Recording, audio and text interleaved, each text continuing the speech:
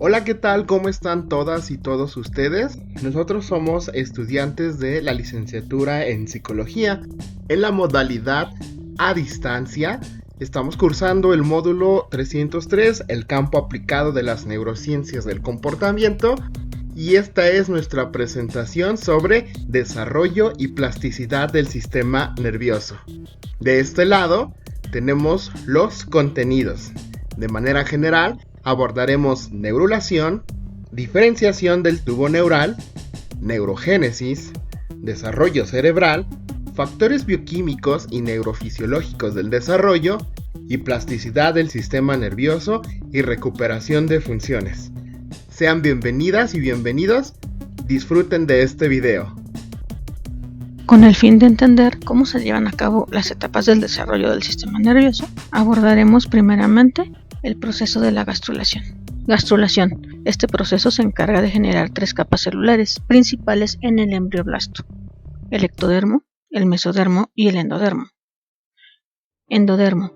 Permite la generación del sistema digestivo y de sus glándulas accesorias, es decir, da origen al tubo digestivo y a las glándulas como amígdalas, el hígado, el páncreas, las glándulas salivares. También, a partir del endodermo, se da origen al sistema respiratorio. Mesodermo. Da origen a la notocorda, que es una estructura axial muy importante en los procesos de señalización para la formación del tubo neural. Del mesodermo se forma el sistema muscular y esquelético, incluyendo cartílagos y tendones. Asimismo, de esta capa embrionaria se forma el sistema excretor, desarrollo de los riñones y sectores más proximales de sus vías urinarias. Ectodermo. Esta es la tercera capa embrionaria y la más externa. Permite el desarrollo del sistema tegumentario, epidermis, y el sistema nervioso a partir de un área que se denomina neuroectodermo. Neurulación. El inicio del sistema nervioso comienza con la formación del neuroectodermo, que a la tercera semana del desarrollo, el disco embrionario forma la placa neural, engrosando sus bordes laterales. La notocorda es una estructura fundamental, ya que esta es la que envía la señal para que comience el proceso de la neurulación. Posteriormente, por medio de la invaginación de la placa neural, se construyen los pliegues neurales para crear el surco neural. La formación del tubo neural está determinada por una orientación cefalocaudal originada al doblarse los bordes para formar el tubo neural. Inicia el desarrollo del sistema nervioso, al mismo tiempo se empieza a formar un tejido, que es un grupo de células llamados somitas. La formación del tubo neural es de vital importancia, ya que da origen al sistema nervioso central. Por otro lado, las somitas son las encargadas de dar origen al sistema nervioso periférico. Del tubo neural se forman las neuronas y las células gliales del sistema nervioso central. En el proceso de formación del tubo neural se desarrolla la médula espinal, que permite procesar los estímulos que ingresan. El tubo neural da paso al neuroepitelio, en donde se forman los pliegues que se van uniendo a este tejido, dando paso a la cresta neural, que da origen a las estructuras del sistema nervioso periférico. Asimismo, forma el futuro sistema de ventrículos cerebrales y canal central de la médula espinal.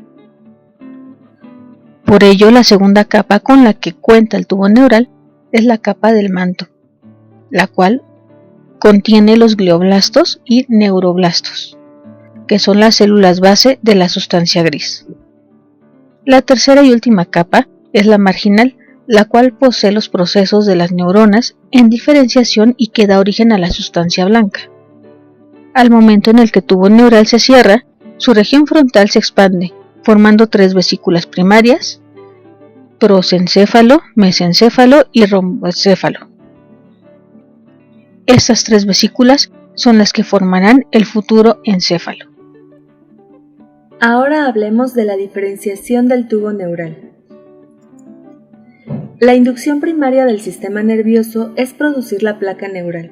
Las regiones encefálicas primitivas pasan por 2 divisiones que son telencéfalo, que forma los 2 hemisferios cerebrales, es decir, el cerebro terminal; diencéfalo, que forma el tálamo y el hipotálamo. segunda división del prosencéfalo.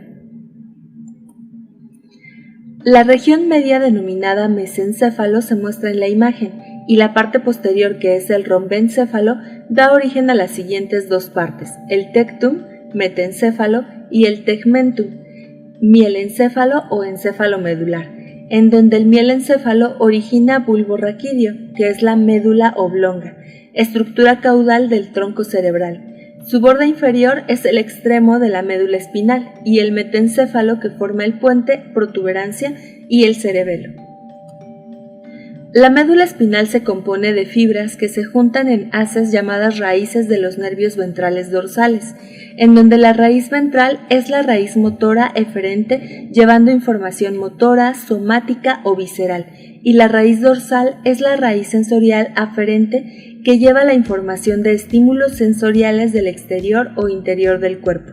De esta forma, la médula espinal se divide en dos regiones que son cervical, región del cuello, torácica, región del pecho, lumbar, región abdominal y sacra, región pélvica y caudal.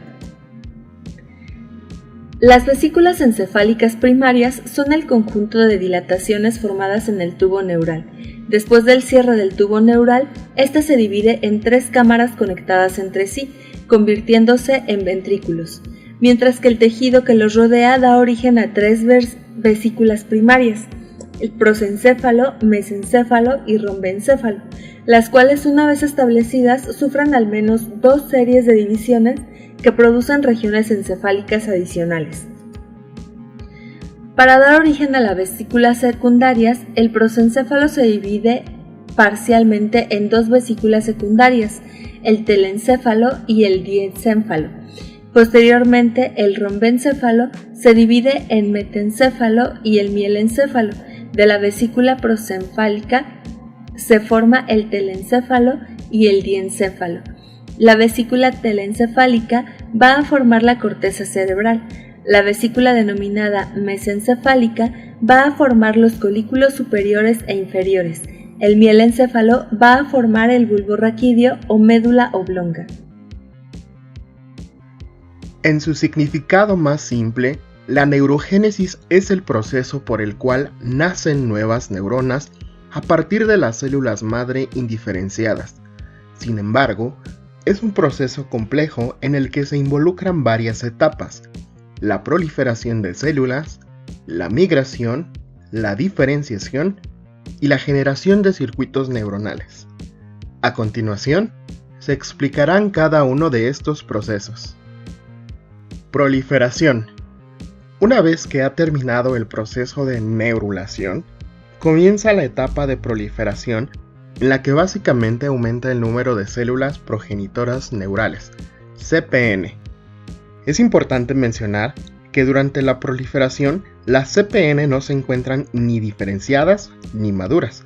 Sin embargo, sí existe una reorganización celular, ya que las CPN del tubo neural que quedan hacia la parte más cefálica formarán los futuros ventrículos cerebrales, mientras que las CPN más caudales formarán el tallo cerebral y la médula espinal.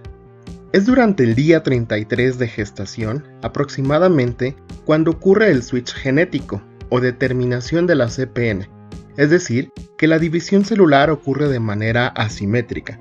Esto significa que, en cada división, una célula se mantiene como futura célula pluripotencial, mientras que la otra está destinada a pasar por la caracterización fenotípica, o sea, la diferenciación, para convertirse en neurona o célula glial. Durante este switch genético, son múltiples genes que participan simultáneamente junto con proteínas llamadas factores de transcripción y factores de crecimiento. Si bien no mencionaremos cuáles son, ni la intrincada y compleja interacción de ellos, sí diremos que son cruciales para que el futuro sistema nervioso adquiera su conformación sin fallas ni malformaciones. Lo más destacable de los procesos bioquímicos moleculares es que existen isoformas de unas proteínas sinasas C, PKC, que quizás son responsables de la neurogénesis adulta, la autorregeneración de CPN, nuevos procesos de proliferación y diferenciación neuronal. Es importante mencionar que, regionalmente, la proliferación ocurre en la zona más profunda del tubo neural.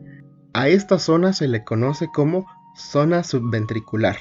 Las alteraciones en esta zona pueden producir microcefalia vera, es decir, cerebro pequeño. Migración. Las células neurales se originan en la zona ventricular y utilizan dos mecanismos de migración para llegar a su destino: migración radial y migración tangencial. En la migración radial, las células siguen una trayectoria perpendicular a la superficie ventricular y se apoyan de fibras formadas por células gliales radiales. En el caso de la migración tangencial, las células se mueven en paralelo a la superficie ventricular sin el soporte de la glía. La estructura histológica del neocórtex se conforma por 6 capas o láminas de neuronas. Todas ellas han migrado para ocupar sus posiciones finales. Lo que es importante mencionar es que hay dos tipos de neuronas: piramidales e interneuronas. Las neuronas piramidales son glutamatérgicas, migran radialmente y el proceso de migración radial está regulado por la glicoproteína extracelular reelina, que además asegura la correcta laminación cortical. La ausencia de esta proteína no afecta la migración, pero puede haber malformaciones de la corteza cerebral. Las interneuronas son GABAérgicas y migran tangencialmente mediante dos vías: la vía migratoria rostral, que es la vía que siguen las células desde la zona subventricular hasta el bulbo olfatorio, y la vía migratoria laterocortical, que es una región córtico-estriatal con la corteza piriforme. Para que las células se muevan, ocurren 3 procesos. 1. Polarización. Aquí la neurona forma prolongaciones como si fueran los conos de crecimiento axonal. Estas prolongaciones dirigen quimiostáticamente la dirección de la célula, al mismo tiempo de funcionar como sensores del medio extracelular. 2. Ocurre la nucleocinesis, es decir, el núcleo celular se mueve hacia una posición más anterior. Y 3. Finalmente la neurona se retrae de su parte posterior. Es importante mencionar que en estas 3 fases participa activamente el citoesqueleto, el cual a su vez está regulado por una amplia familia de proteínas, las Rho-GTPasas. Diferenciación. En el tejido nervioso existen tanto neuronas como células gliales. En cuanto a las neuronas, existen de diferentes tipos, y con respecto a las células gliales, hay 2 tipos básicos de origen neuroepitelial. En general, tanto células gliales como neuronas concretan su diferenciación al final de la migración, justo en los lugares donde se establecerán. Durante la diferenciación neuronal existen 2 fases: una temprana que depende de la programación genética y una fase posterior de modelación, es decir, en la que adquieren sus características fenotípicas, de neuroblastos a neuronas y de glioblastos a células gliales. El tubo neural posee 2 membranas basales: la membrana limitante interna, MLI, que limita con la luz del tubo neural, y la membrana limitante externa, MLE, que limita con el tejido mesodérmico. Son tan importantes estas membranas que participan en los procesos de diferenciación. Así, por ejemplo, durante la proliferación, si las células quedan adosadas a la MLI, continúan los ciclos de división, pero las células que quedan separadas de la MLI migran en dirección a la MLE y comienzan a diferenciarse. Luego, molecularmente, la presencia de la proteína nestina interviene en la propiedad blastoprogenitora. Esto quiere decir la capacidad de que las células neuroepiteliales puedan ser neuroblastos o glioblastos. Ya específicamente la proteína neurofibrilar interviene en la formación de neuroblastos y la proteína glial fibrilar ácida interviene en la formación de glioblastos. Los glioblastos mantienen su capacidad proliferativa y dan origen a todos los tipos de células gliales: astrocitos, oligodendrocitos y células ependimarias, excepto la microglía, cuyo origen es mesodérmico. Los neuroblastos, por su parte, pierden su capacidad proliferativa. Algunos van a dar origen a neuronas monopolares, bipolares y multipolares. En el caso de la diferenciación en neuronas multipolares, estas poseen gran cantidad de retículo endoplasmático rugoso. Sinaptogénesis. Durante el tercer trimestre de gestación y durante los 2 primeros años de vida, se lleva a cabo una alta superproducción de sinapsis y fibras nerviosas, incluyendo su mielinización. Esta fase de expansión neuronal se realiza mediante el crecimiento de prolongaciones neuronales, odogénesis, que significa formación de caminos. Las neuronas entran en lo que se denomina arborización, pero son los axones los que se elongan precisamente para establecer la sinapsis. Un axón en crecimiento se denomina neurita y durante su crecimiento puede llegar a pasar por la arborización dendrítica. Durante la formación de nuevos circuitos neuronales y como parte de los procesos de aprendizaje y memoria, existen 2 mecanismos importantes en el establecimiento de conexiones: la regresión sináptica y la construcción de nuevas sinapsis. En ambos casos, los factores de crecimiento neuronales son fundamentales, pero es en los ganglios sensoriales, la corteza cerebral y en algunos núcleos talámicos donde mayor construcción de nuevas sinapsis se llevan a cabo. Sobre los mecanismos moleculares que regulan la elongación neurítica o crecimiento de los axones, no se tiene consenso todavía. Sin embargo, se plantean 2 hipótesis de 2 procesos que podrían estar ocurriendo simultáneamente. Hipótesis de la químico-afinidad. Plantea que las neuritas se ven atraídas por factores de crecimiento secretados por las neuronas blanco con las que se conectarán. Estos factores de crecimiento se denominan neurotrofinas y son un grupo amplio de proteínas. Algunas de ellas son neurotrofina 3 y neurotrofina 4/5. Hipótesis de adhesión molecular. Postula que las neuritas se adhieren a determinadas proteínas contenidas en los objetivos postsinápticos. Son varias familias muy amplias, entre las que destacan netrinas, efrinas y semaforinas. Mielinización. La mielina es una sustancia de naturaleza lipídica que secretan las células gliales, los oligodendrocitos en el sistema nervioso central y las células de Schwann en el sistema nervioso periférico. Esta sustancia rodea las fibras nerviosas e interviene en que los impulsos nerviosos viajen más rápido. No obstante, es importante mencionar que no todas las fibras están mielinizadas. Las que no lo están se llaman fibras amielínicas. Hay que destacar que en el sistema nervioso central, las mielinizaciones están interrumpidas por hendiduras que se llaman nódulos de Ranvier. La mielinización comienza más o menos a partir de la 12ª y 13ª semana de gestación y es progresiva durante la infancia, adolescencia e inclusive la adultez. En el embrión, comienza por la parte más caudal y finaliza en la parte cefálica. Primero se mielinizan las vías motoras y posteriormente las vías sensoriales. El proceso es contrario en el sistema nervioso central, lo que explicaría por qué los niños oyen y ven mucho antes de gatear, además de que las etapas de desarrollo siguen una secuencia cefalocaudal y desde segmentos proximales a distales.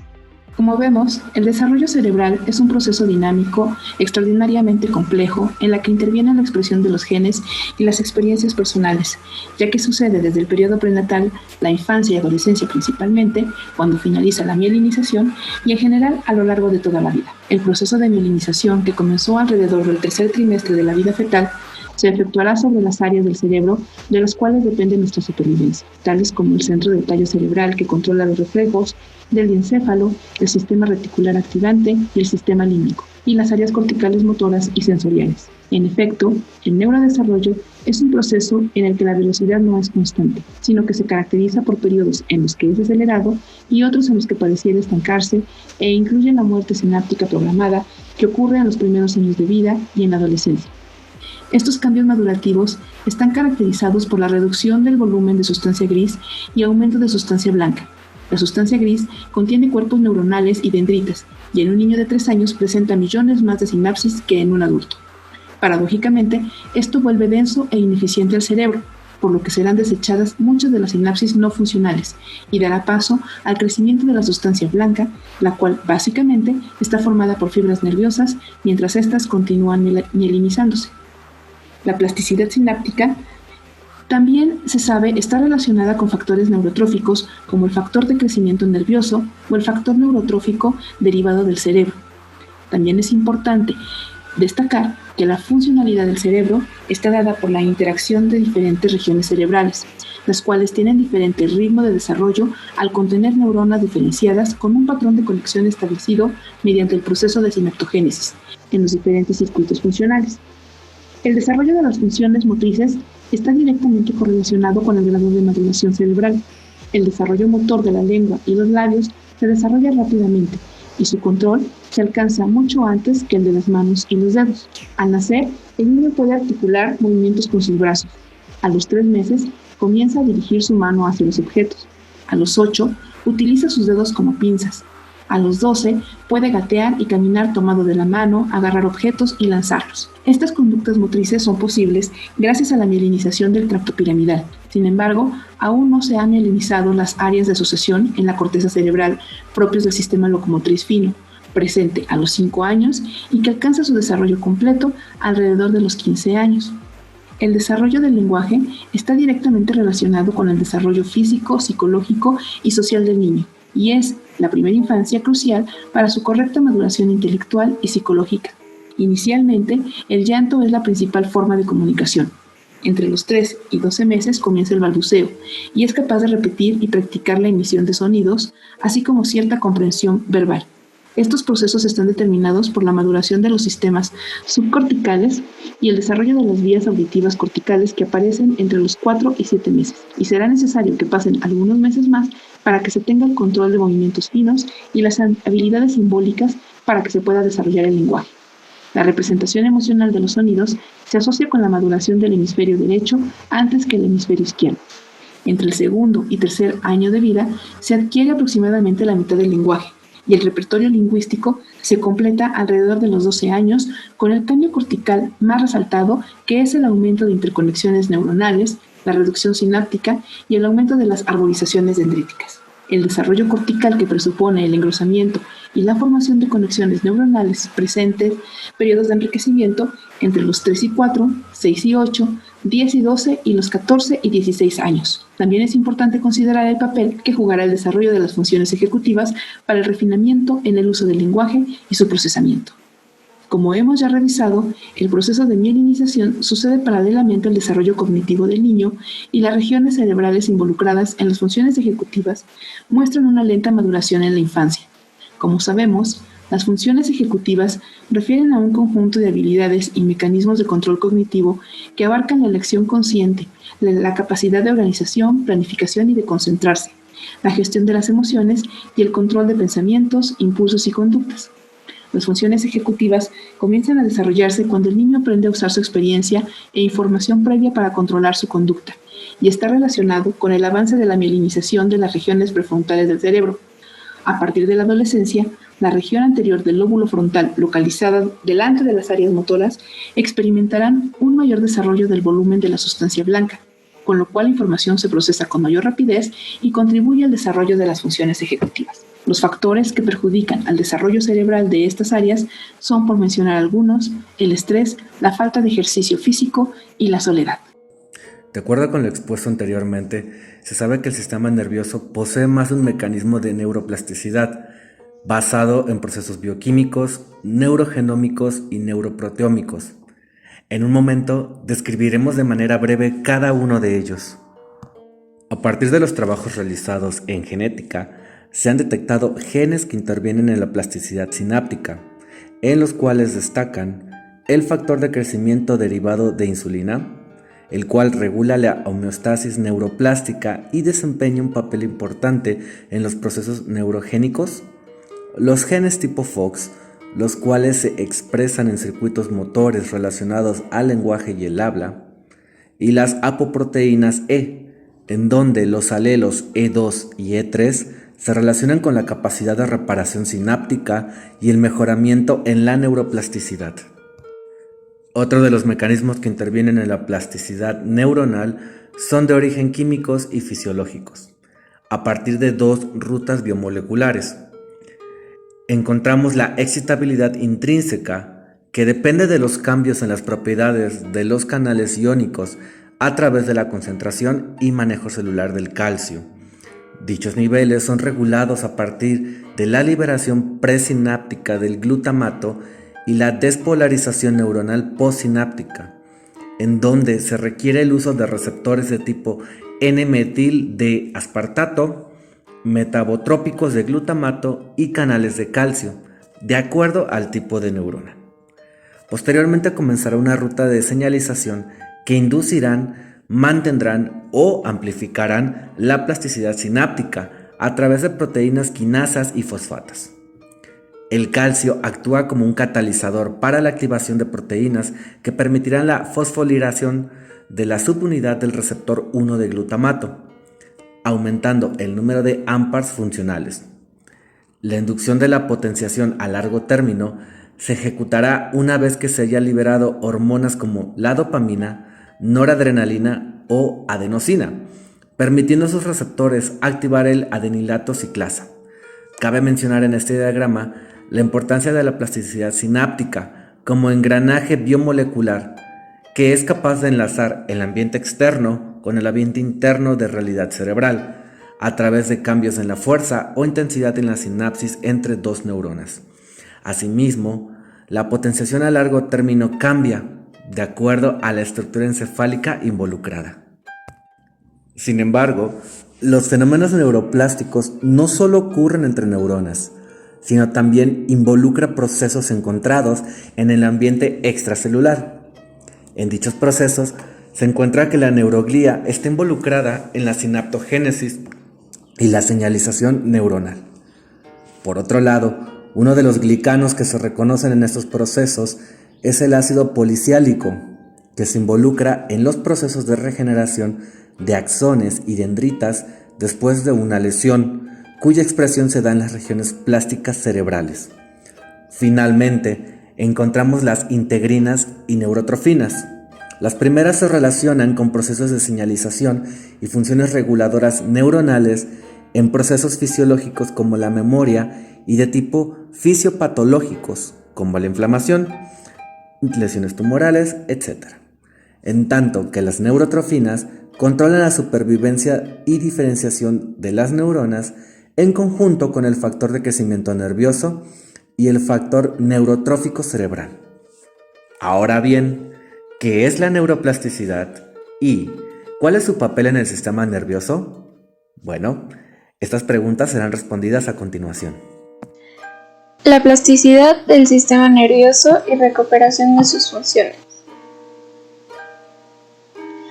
La neuroplasticidad es la capacidad que posee el sistema nervioso para modificarse y formar conexiones nerviosas, como respuesta a la nueva información, por lo que es asociada con el aprendizaje de la infancia. Sin embargo, va más allá de eso, pues existen diversos componentes bioquímicos y fisiológicos detrás del proceso de la neuroplasticidad. En mejores términos, según la OMS 1982, la neuroplasticidad es la capacidad de las células del sistema nervioso para regenerarse anatómica y funcionalmente, después de estar sujetas a influencias patológicas, ambientales o del desarrollo, incluyendo traumatismos y enfermedades. Existen dos tipos para clasificar la neuroplasticidad, la cual puede ser de tipo positiva cuando se crean y amplían redes neuronales, o de tipo negativa, cuando se eliminan las redes neuronales que no se utilizan. Según sus efectos, también pueden ser de tipo reactiva, que es cuando los ajustes del cerebro producen cambios ambientales de corta duración que afectan a las neuronas como la hipoxia, adaptativa, que es cuando los cambios cerebrales permanentes que modifican o generan un circuito neuronal dan como consecuencia procesos como el aprendizaje y la memoria, reconstructiva, que es cuando la capacidad del cerebro trabaja para recuperar las funciones perdidas por un trastorno mecánico o fisiológico, y evolutiva, que es cuando la plasticidad ocurre por la influencia ambiental predominante en dicho momento. La mayoría de las células en nuestro cuerpo pueden dividirse y generar nuevas células, por tanto se pueden cicatrizar heridas y recuperar de hemorragias. Sin embargo, las células del sistema nervioso no se pueden recuperar una vez que se han perdido, a causa de la edad, traumatismos, etc. Sin embargo, se pueden realizar procesos de rehabilitación para recuperar la función de las diferentes áreas del cerebro, más allá de tratar de recuperar el número de neuronas. Por esto, la neuroplasticidad depende de la capacidad que tiene el cerebro para restablecer la sinapsis entre las diferentes áreas del cerebro. La neuroplasticidad también depende de varios factores, tales como la edad, la estimulación sensorial, entre otros. Por ejemplo, un niño tiene mayor plasticidad que una persona mayor, por tanto tiene mayor capacidad de recuperación. Llevar una vida sana también favorece a la neuroplasticidad. Sin embargo, también se puede mejorar a partir de fármacos y técnicas de retroalimentación. Conclusiones. El cerebro requiere generar estructuras funcionales desde la vida intrauterina como proceso básico e inherente para dotar al ser humano no solo de sus capacidades vitales, sino para lograr su funcionalidad adaptativa y permitirle al individuo interactuar con su medio ambiente y darle significado. Esta plasticidad adaptativa, por tanto, involucra funciones cerebrales como la memoria y otros aspectos cognitivos mediados por la experiencia e influencias del ambiente, las cuales pueden incidir en los procesos fisiológicos involucrados en la maduración cerebral, su plasticidad y en la expresión de genes. De esto, podemos decir entonces que en la comprensión de la conducta y las actividades mentales es imprescindible tomar en cuenta los procesos neurofisiológicos que lo permiten y traducirse en el entendimiento de los procesos que afectan el buen desarrollo y el papel que juega el psicólogo en el reconocimiento y tratamiento en los trastornos o lesiones que pueden presentarse a lo largo de la vida del individuo. Muchas gracias por ver este video, esperamos lo hayan disfrutado. Hasta pronto.